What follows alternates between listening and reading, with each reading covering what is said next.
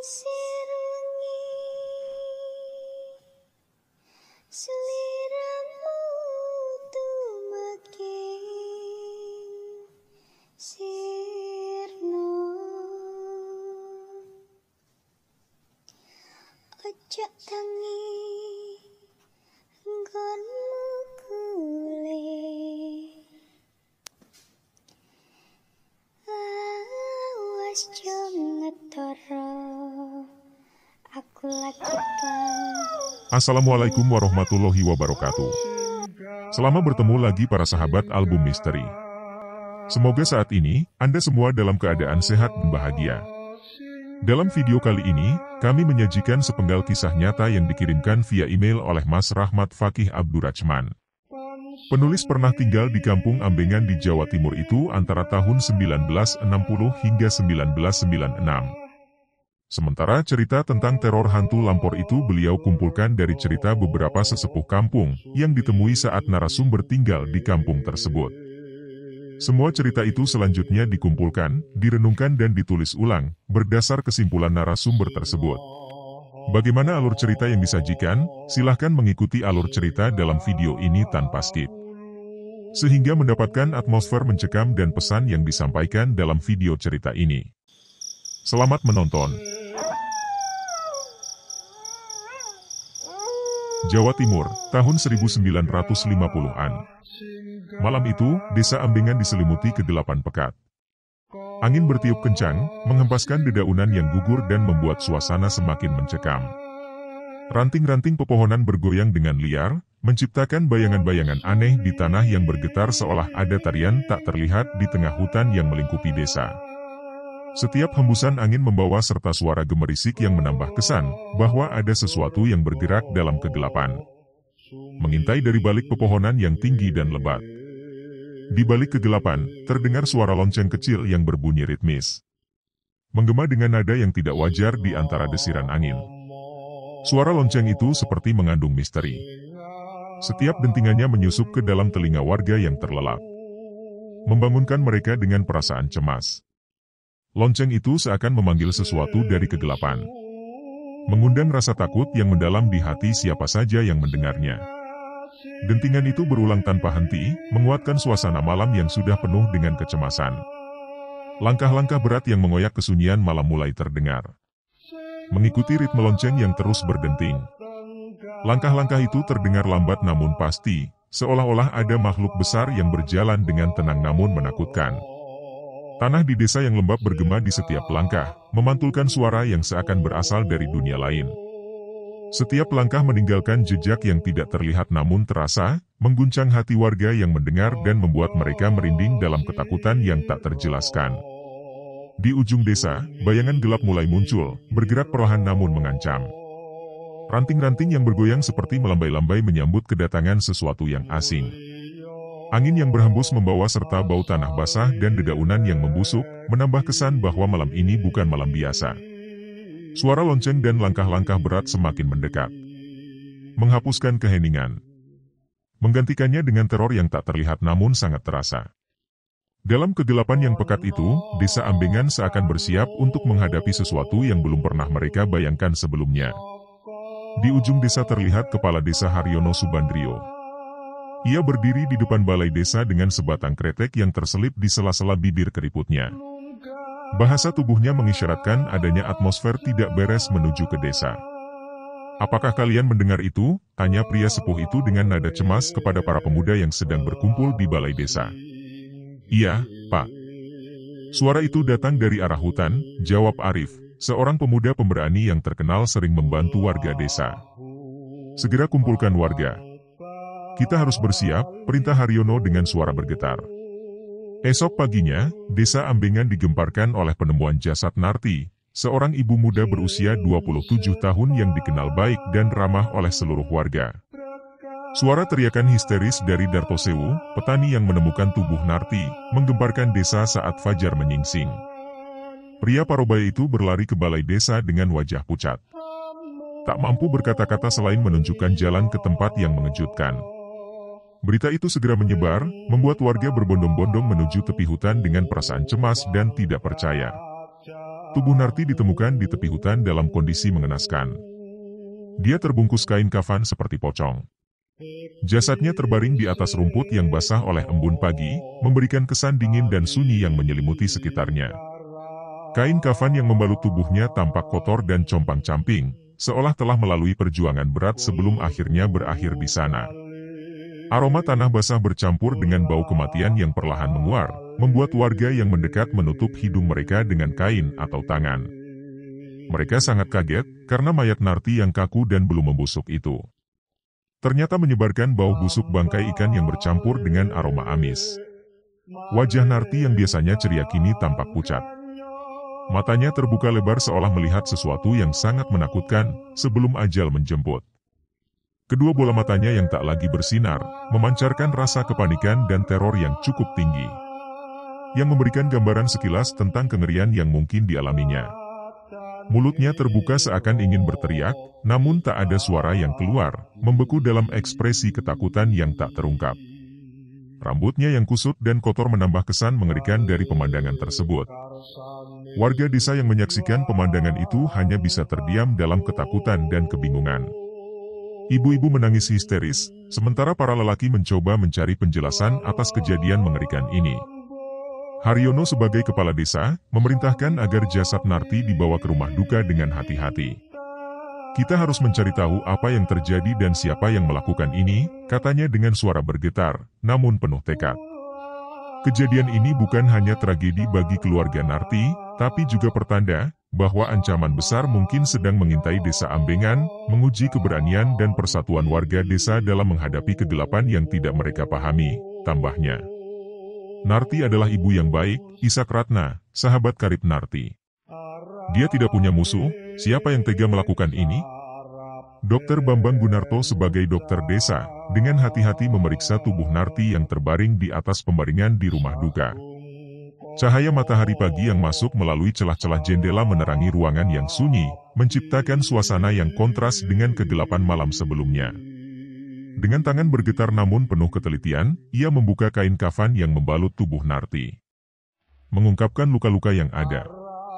Wajahnya yang berkerut menunjukkan betapa seriusnya kondisi yang ia temui. Lihat ini, kata Dokter Bambang dengan suara serak, menunjuk pada leher Narti. Ini bukan kematian biasa. Lihat luka di lehernya, sepertinya ada bekas cengkeraman yang sangat kuat. Bekas luka itu tampak merah dan membiru, berbentuk seperti jari-jari besar yang menekan dengan kekuatan yang luar biasa. Bambang mendekatkan wajahnya, memeriksa lebih teliti. Ini bukan luka akibat binatang atau kecelakaan. Bekas ini terlalu rapi dan dalam. Sepertinya seseorang atau sesuatu mencengkeramnya dengan sangat kuat. Tambahnya, pandangan matanya dipenuhi dengan keheranan dan kekhawatiran. Warga desa yang berkumpul di sekitar ruangan mendengarkan dengan cemas penjelasan Dokter Bambang. Haryono yang berdiri di dekat pintu terlihat wajahnya tegang. Apa maksudmu, Dok? Tanyanya, mencoba menenangkan diri. Dokter Bambang menghela napas panjang sebelum menjawab. Aku belum pernah melihat luka seperti ini sebelumnya. Ini bukan hanya tentang kekuatan fisik. Ada sesuatu yang lebih di sini, sesuatu yang melibatkan kekuatan yang kita mungkin tidak mengerti. Penjelasan dokter desa itu membuat suasana ruangan menjadi semakin tegang. Bayangan ketakutan mulai menyelimuti pikiran setiap orang. Kematian Narti bukan hanya sebuah tragedi, tetapi juga sebuah misteri yang mengancam keselamatan seluruh desa.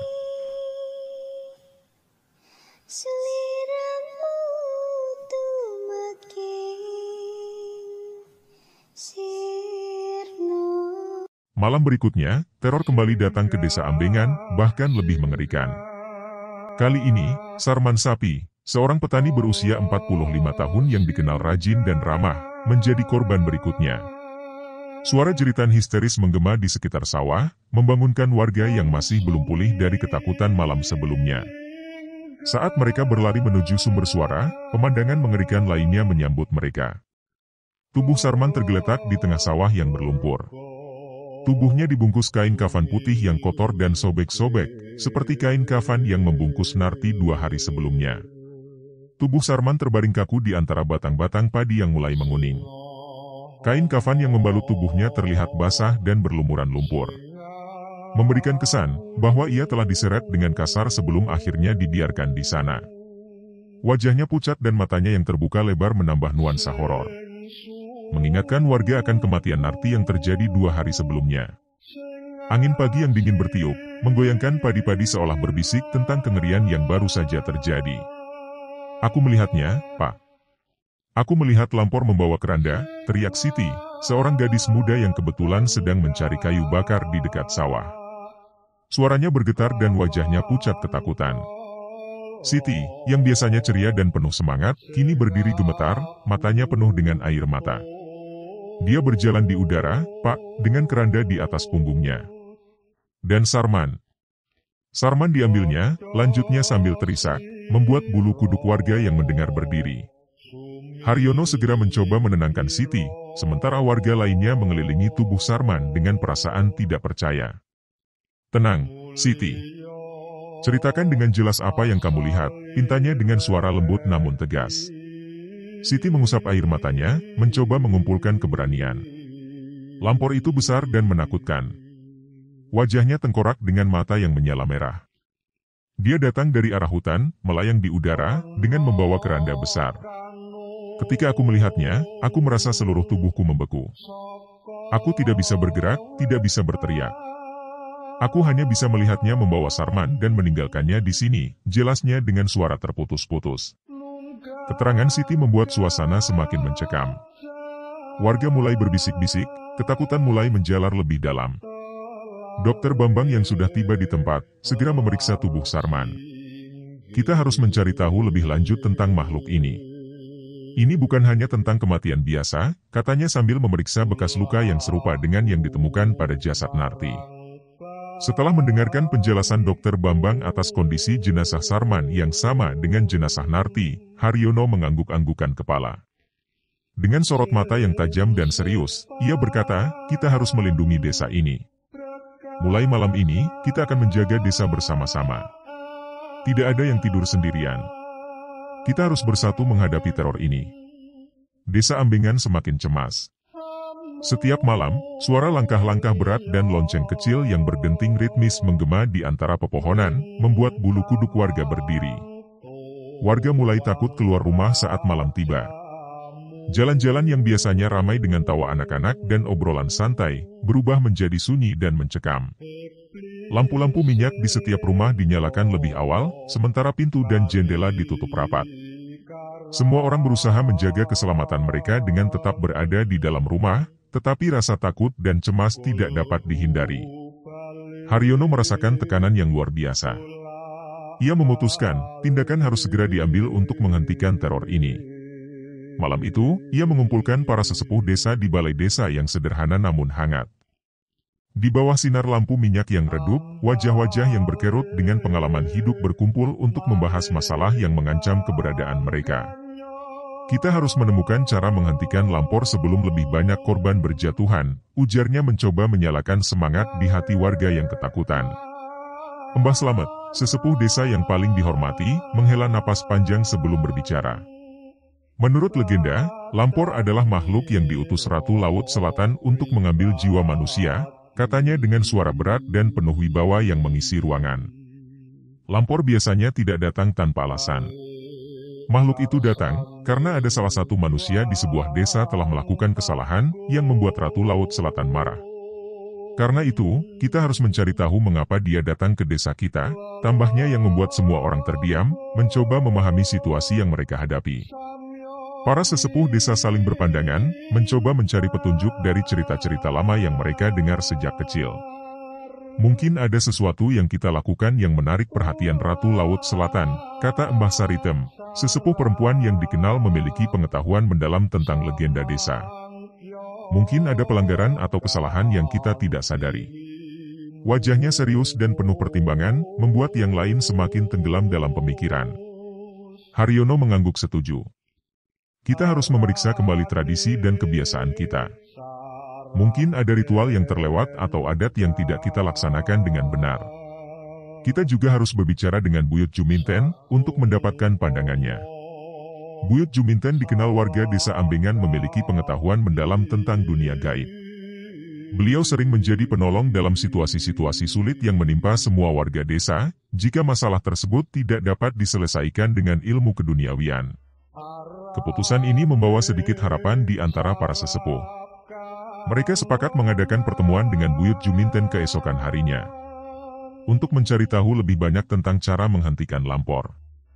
Dengan langkah yang pasti, Haryono menyimpulkan hasil pertemuan itu.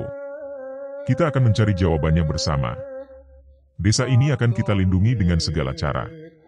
Kita tidak akan membiarkan teror ini terus berlanjut, ujarnya dengan penuh semangat. Perkataan Haryono menjadi suntikan semangat bagi para sesepuh desa, menyalakan kembali harapan di tengah kegelapan. Keesokan harinya, matahari yang terbit membawa secercah harapan baru. Warga desa, meskipun masih diliputi ketakutan, mulai bergerak dengan tujuan yang jelas. Mereka menyiapkan persembahan untuk Ratu Laut Selatan. Selain membersihkan jalan-jalan desa, mereka mempersiapkan pertemuan dengan Buyut Juminten. Suasana desa yang biasanya sunyi kini dipenuhi dengan semangat persatuan dan tekad untuk melawan teror yang mengancam mereka. Bersama-sama, mereka bertekad menemukan cara menghentikan lampor dan mengembalikan kedamaian di Desa Ambengan. Seliramu tumaking sirna. Para sesepuh desa memutuskan untuk melakukan ritual pemanggilan arwah nenek moyang untuk meminta petunjuk. Di tengah malam yang sunyi, mereka berkumpul di balai desa yang telah disulap menjadi tempat ritual. Di tengah ruangan, sesajen berupa bunga, kemenyan, dan makanan tradisional disusun rapi di atas tikar anyaman. Lilin-lilin besar menyala di sekelilingnya, memberikan cahaya temaram yang menambah suasana mistis. Wajah-wajah penuh harapan dan kecemasan mengelilingi sesajen tersebut, menunggu dengan hati yang berdebar. Dengan mengenakan pakaian tradisional berwarna putih, serta selendang batik yang melilit pinggang, Buyut Juminten memimpin ritual penuh hikmat. Tangannya yang keriput namun kokoh mengangkat dupa yang mengepul, mengisi ruangan dengan aroma yang menenangkan namun membangunkan bulu kuduk yang menghadiri ritual itu. Doa-doa dan mantra dilantunkan dengan suara yang penuh keagungan, menembus keheningan malam. Wahai para leluhur yang dihormati, dengarkanlah panggilan kami. Berikanlah petunjuk untuk menghentikan teror ini, seru Buyut Juminten dengan suara bergetar. Haryono yang berdiri di samping Buyut Juminten, menutup matanya, merapalkan doa-doa dengan khusyuk. Tolong kami, tunjukkan jalan untuk menghentikan teror ini, pintanya dengan penuh harapan. Para pemuda dan sesepuh desa mengikuti dengan hikmat, berharap arwah nenek moyang mereka akan mendengar dan memberikan jawaban. Suasana tegang dan penuh harapan terasa di setiap sudut ruangan, menunggu tanda dari dunia gaib. Tiba-tiba, angin bertiup kencang dari arah yang tidak jelas, membuat daun pintu dan jendela bergetar hebat. Suara gemerisik dedaunan dan hembusan angin dari luar balai desa, membuat suasana semakin mencekam. Lilin-lilin yang menyala padam secara bersamaan, menyisakan kegelapan yang pekat di dalam ruangan. Hanya cahaya remang-remang dari bulan yang masuk melalui celah-celah jendela yang memberikan sedikit penerangan. Semua orang terdiam, merasakan ketegangan yang meningkat. Dari kegelapan, terdengar suara berat dan dalam yang menggema di ruangan. Suara itu tampak berasal dari dunia lain, penuh dengan kewibawaan dan kekuatan yang tak terlihat. Kembalikan yang telah diambil, atau bayar dengan nyawa, ujar suara itu dengan nada yang membuat bulu kuduk berdiri. Semua orang di ruangan membeku, merasakan getaran yang mendalam dari suara tersebut. Haryono merasakan ketakutan yang luar biasa, namun ia tahu bahwa mereka harus melanjutkan. Siapakah engkau? Dan bagaimana cara kami mengembalikan yang telah diambil? Tanyanya dengan suara gemetar namun penuh tekad. Tidak ada jawaban segera. Suara berat itu hilang dalam keheningan malam, meninggalkan ketidakpastian yang menggantung di udara. Buyut Juminten membuka mata perlahan, mencoba merasakan kehadiran arwah nenek moyang mereka. Kita telah diberi petunjuk, katanya dengan suara lembut namun tegas.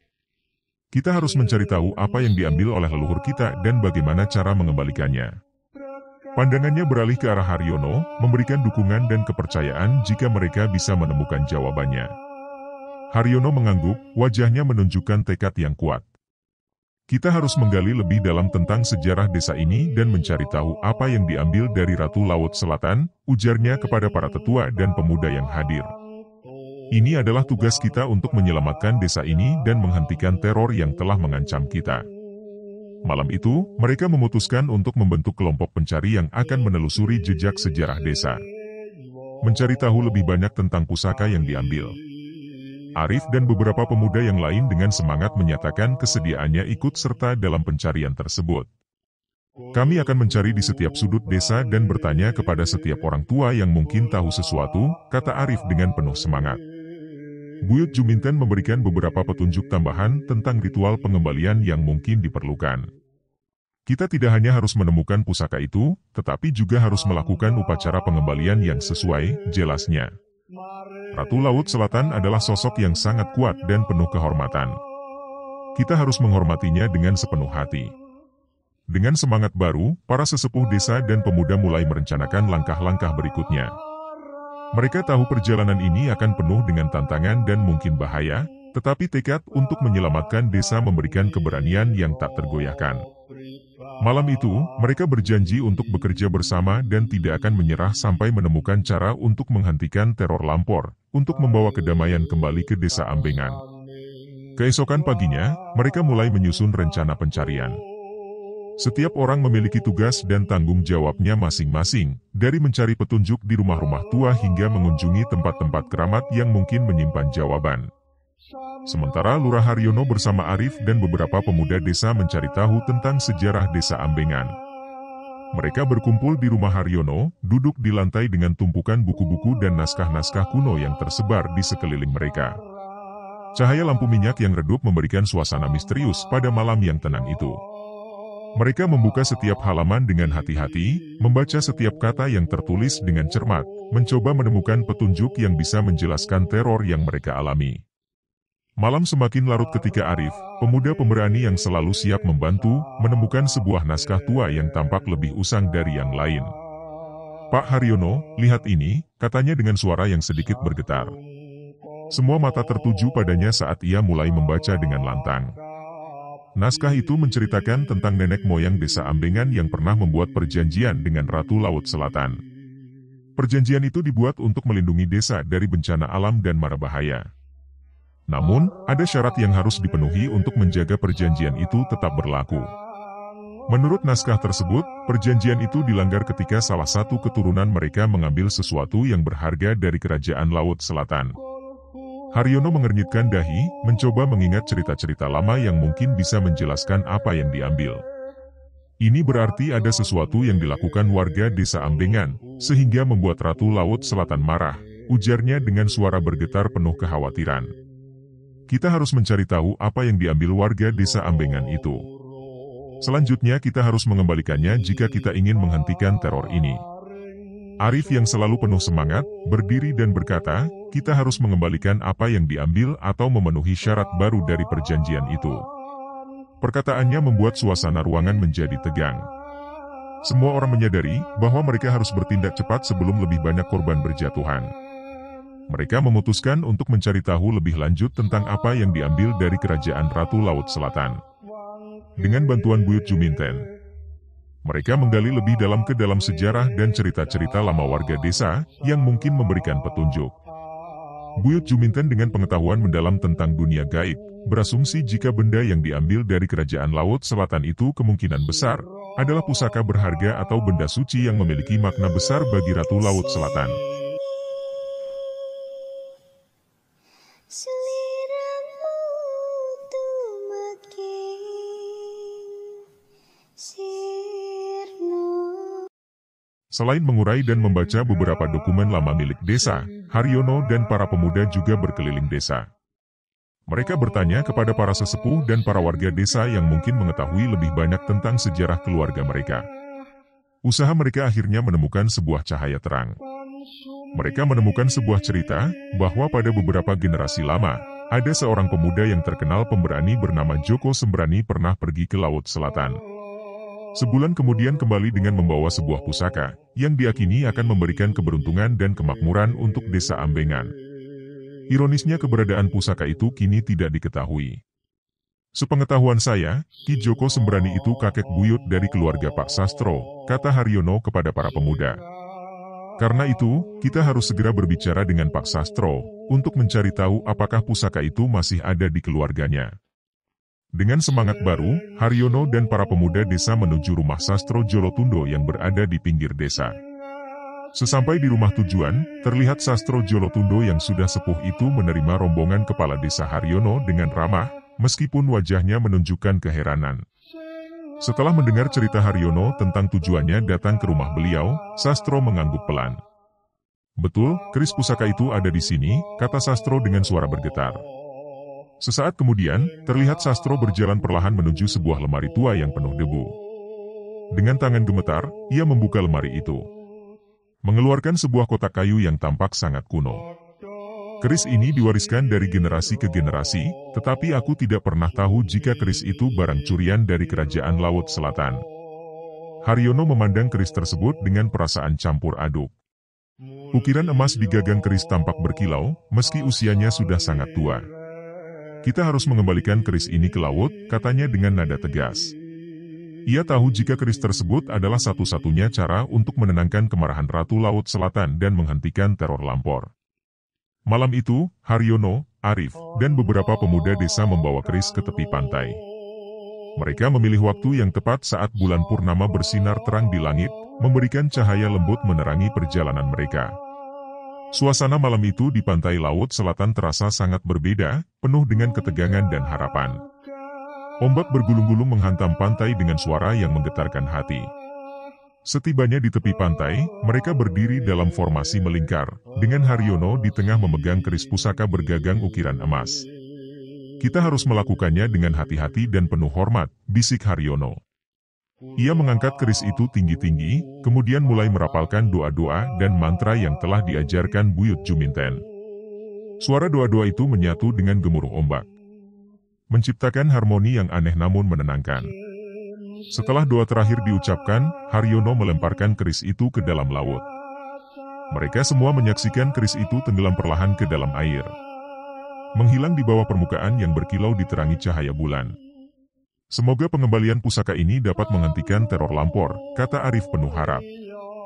Mereka semua berdoa dalam hati, berharap tindakan mereka sudah cukup untuk memuaskan kemarahan Ratu Laut Selatan. Namun, teror Lampor tidak berakhir di situ.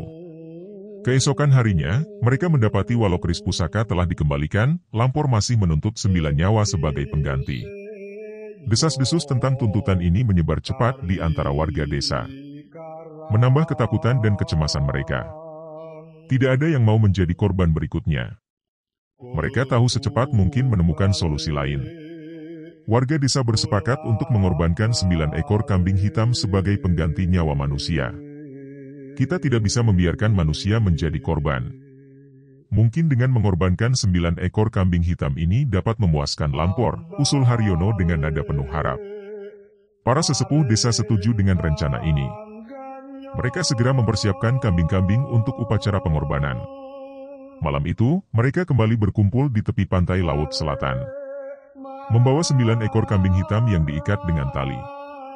Buyut Juminten kembali memimpin upacara dengan penuh hikmat, memastikan setiap detail ritual dilakukan dengan benar.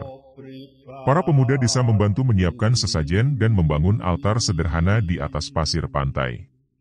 Haryono memegang sebilah pisau yang digunakan untuk menyembelih kambing-kambing itu, sementara Buyut Juminten merapalkan doa-doa pengorbanan.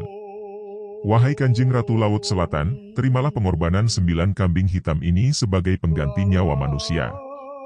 Kami mohon maafkan kesalahan yang dilakukan leluhur kami, dengan tidak lagi memerintahkan para Lampor untuk meneror desa kami," serunya dengan suara yang bergema di antara hembusan angin laut. Satu persatu, kambing-kambing itu disembelih dan dilemparkan ke Laut Selatan, disertai dengan doa-doa dan harapan agar teror Lampor segera berakhir. Ketika pengorbanan melemparkan tubuh-tubuh kambing itu ke dalam laut selesai dilakukan, terlihat ombak besar bergulung-gulung menghantam pantai.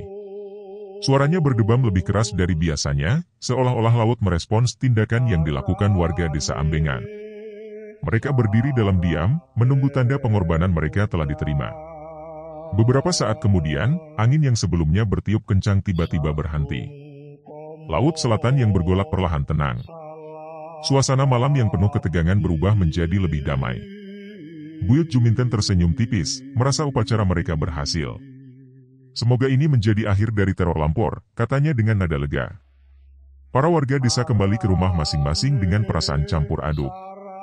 Meskipun mereka telah melakukan segala upaya untuk menghentikan teror ini, hanya waktu yang akan membuktikan apakah Ratu Laut Selatan benar-benar puas dengan pengorbanan mereka. Namun, malam itu, untuk pertama kalinya dalam beberapa minggu, mereka tidur dengan sedikit lebih tenang, berharap kedamaian akan kembali ke desa Ambengan. Sampai sepekan pasca pengorbanan 9 kambing hitam dilakukan, suasana desa mulai tenang. Tidak ada lagi suara lonceng atau langkah berat yang mengoyak kesunyian malam. Angin yang sebelumnya bertiup kencang, kini berhembus lembut, mengusap dedaunan dengan sentuhan yang hampir tidak terasa. Kondisi yang berlangsung selama sepekan itu membuat warga desa kembali merasakan ketenangan, meskipun bayangan teror lampor masih menghantui pikiran mereka. Setiap malam, mereka tidur dengan perasaan was-was. Mereka takut jika teror lampor itu kembali lagi. Namun, hari demi hari berlalu tanpa ada tanda-tanda kemunculan lampor. Melihat desa yang dipimpinnya kembali hidup normal, Haryono merasa sedikit lega. Setiap pagi, ia berjalan-jalan mengelilingi desa, memastikan semuanya baik-baik saja. Ia melihat anak-anak kembali bermain di halaman rumah, para petani kembali bekerja di sawah, dan ibu-ibu kembali beraktivitas di dapur mereka. Namun, ia juga tahu trauma yang dialami warga desa tidak akan mudah hilang. Bayangan wajah-wajah pucat para korban dan suara lonceng yang mencekam masih terngiang di benaknya. Tidak akan ada yang pernah melupakan kejadian teror lampor itu, ujar Haryono saat berbincang dengan Sastro Jolotundo di balai desa. Mereka duduk di bangku kayu yang sudah mulai lapuk, menikmati secangkir kopi tubruk hangat di pagi yang tenang. Kita harus selalu menjaga desa dan menghormati perjanjian dengan kekuatan gaib, lanjutnya dengan nada serius. Sastro mengangguk setuju. Ia memahami betul pentingnya menjaga harmoni antara dunia manusia dan dunia gaib. Sementara Arif yang terlibat dalam upaya mengembalikan keris, kini menjadi sosok yang dihormati warga desa. Ia sering merenung di tepi pantai, memandang laut selatan yang luas sambil mengingat kembali malam-malam penuh ketegangan. Kita telah melalui banyak hal, katanya suatu hari kepada Siti yang pertama kali menyaksikan lampor. Tapi kita juga belajar banyak tentang keberanian dan pengorbanan. Siti tersenyum tipis. Matanya yang dahulu penuh ketakutan kini tampak lebih tegar. Aku harap kita tidak perlu mengalami hal seperti itu lagi, ujarnya pelan. Tapi jika itu terjadi, kita akan lebih siap. Keduanya duduk di atas batu besar, memandang matahari yang perlahan terbit di ufuk timur, menyadari betapa berharganya kedamaian yang mereka miliki sekarang.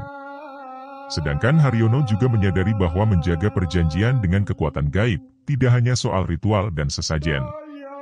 Ia mulai mengajarkan generasi muda tentang pentingnya menghormati alam dan makhluk halus yang hidup di sekitar mereka. Setiap minggu, Haryono mengumpulkan anak-anak di balai desa. Ia bercerita tentang sejarah desa dan legenda-legenda lama yang penuh dengan pelajaran berharga. Kita tidak hanya hidup di dunia ini sendirian, katanya kepada mereka. Ada makhluk lain yang juga harus kita hormati. Di rumahnya di ujung desa, Buyut Juminten merasa lega namun juga waspada. Ia tahu kekuatan gaib tidak selalu bisa diprediksi. Kita harus selalu waspada, ujarnya kepada Haryono saat berbincang di rumahnya yang penuh aroma kemenyan.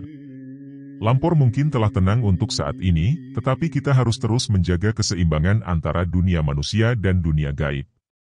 Haryono mengangguk, merasa beruntung memiliki Buyut Juminten yang bijaksana di desanya. Kita akan melakukan apa yang perlu, jawabnya.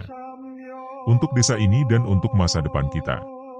Mereka berdua tahu, menjaga perjanjian dan menghormati kekuatan gaib adalah tanggung jawab besar, tetapi mereka siap untuk melakukannya demi keselamatan dan kedamaian desa Ambengan. Dengan berlalunya waktu, desa Ambengan kini kembali menjadi tempat yang penuh kehidupan dan kebahagiaan.